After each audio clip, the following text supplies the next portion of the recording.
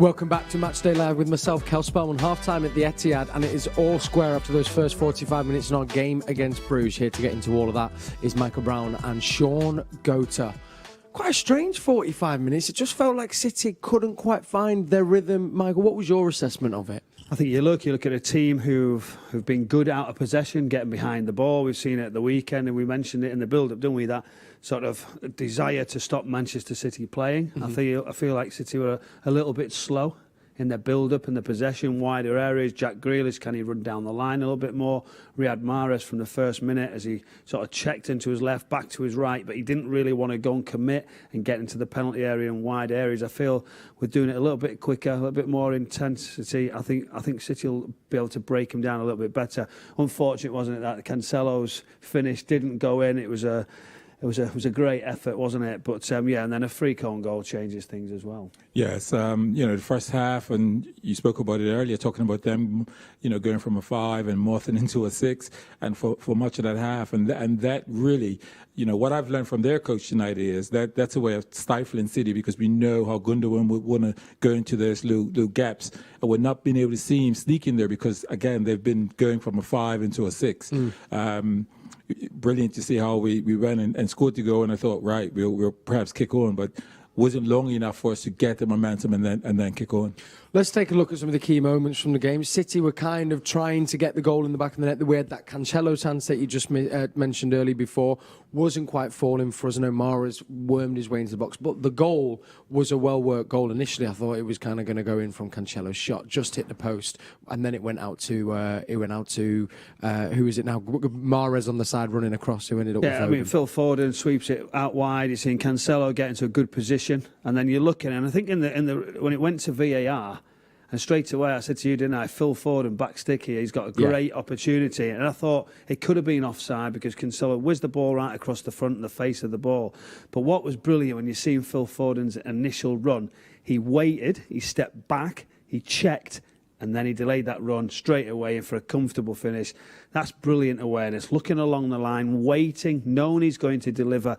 But that's what I like from City there, that actually delivering in behind the defence, not just playing in front at a pace that suits most players, to be comfortable. That's a bit more desire, a bit more urgency, a bit more desire. And that ultimately was the difference, wasn't it, to get that finish? Yeah, I think the run from Cancelo, he makes that inverted run.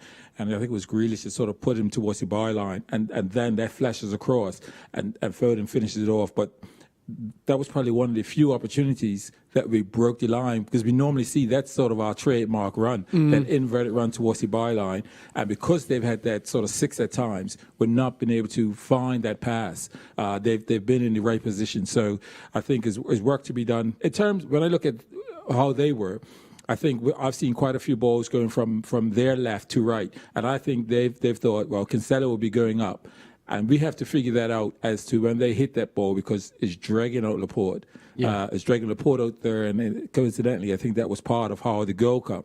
So we have to figure out when Cancelo goes forward and they hit that diagonal, how are we going to resolve that? We'll get to the goal just as well when we were watching the game. As it was kind of breaking, as I say, Mahrez was kind of running across the box, played it back out to Cancelo, and before he even played the ball, I just heard Brownie right next to me go, Foden back stick, and then as if he kind of foretold it, there was Foden putting it in at the back stick. It was a great little moment, actually. But on that goal, and as you said, let's move to it, because it did feel initially it kind of started out on the right, Shaun, for the goal that Bruges scored, and then the ball in the box. I mean, what did you make of it, and could we have defended it better? Well, the one thing you say is always we go side. I'm not sure. I think it may have been Stones, but I think it was over his head. So the only thing, if I'm going to critique Stones, I'll say, well, can he just be a little closer?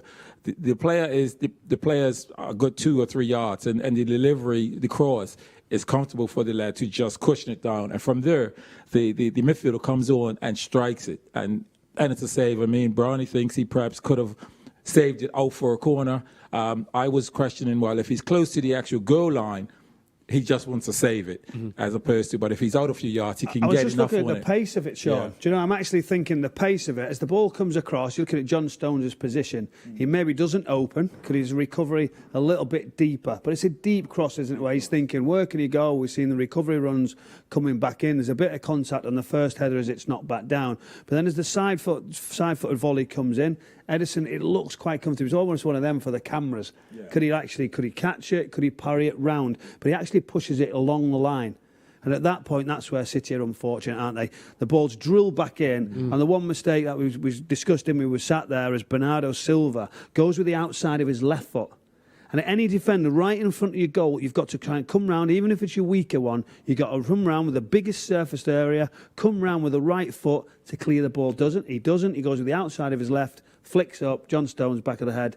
No chance from that moment on. Yeah. And as you say, though, Shaun, though, there was the bit before it as well, a couple of times where Cancelo has gone and then Laporte's been pulled out, which has then left Stones on his own, which is kind of where that move started as well. Yeah, I think tactically, I think that's one of their plans, because I've seen that ball being hit 2 or 3 times, and it tells me they're conscious of that, as in they're expecting Cancelo to be pushed forward, hit that diagonal, and then that allows for their runners to go through the middle, and that's where they've caught us on the initial cross. Do you think having 2 players advanced, we're having the back 5, and we're 3 in the midfield, etc., having the 2 at the top of the pitch, is that different for City? Do you know? I think they mentioned 2 strikers, etc. 2 strikers, and you know yourself, when you've got that support, you feel like when you're flicking it down, bringing it down with your chest, bringing somebody else in. It's different. There's something to think about, isn't it? Oh, yeah, because you can occupy them. And you've got 2 players that are occupying the centre backs. They know, they're very aware of you, that one, even if a ball's not really great knocked into you, you can flick it in a direction of your other supporting centre forward, and therefore he can make something of it. But I think for me, City need to figure out that diagonal. And normally what happens is your defensive midfielder is the one.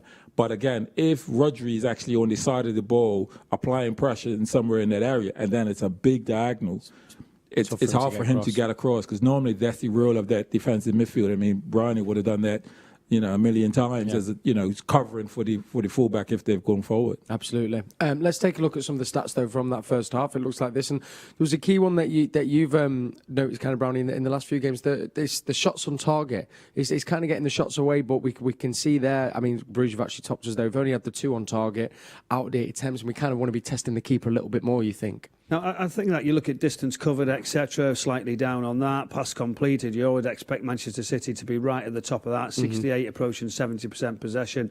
Attempts on target. Yes, there's total attempts of 8, which is more than Bruges, but it's attempts on target for me. There's times when Manchester City have controlled the game, and I look in the first half, and I understand it's a game of chess. You driving round, move your opponents, try and find little angles to get in there. But I feel like we've got to try and buy a ticket a little bit more. Yeah. Shots on target are going to create that uncertainty. If I'm in the Bruges net, or the defenders for Bruges, I'm looking and thinking, well, how many real chances of Manchester City have? That's starting to grow in confidence.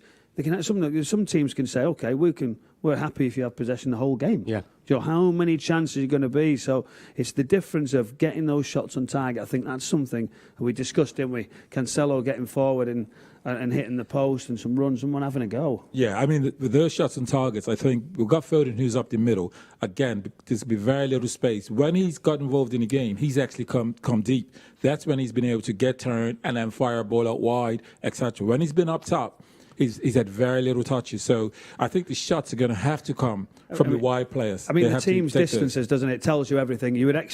I would always expect Bernardo Silva, Phil Foden to be right up there. Bernardo Silva's incredible with his distance covered. It's remarkable. And that's only, we can look at stats, we can look at distance covered, shots on target. These are just little things, little percentages, 1% chances and things that can help improve the side. Yeah. But you've got to be careful with these stats. Yeah. Looking at, and kind of off what you said there, Shaun, we kind of want to get those couple more shots on target. How can City go about it? What do you think that needs to change? We had Laura, who on Twitter has got in touch, Laws Ellen, who said we need some of that Gabby energy on the pitch, but energy seems to, I think, be a key word ringing around. What for you can we be doing moving into the second half?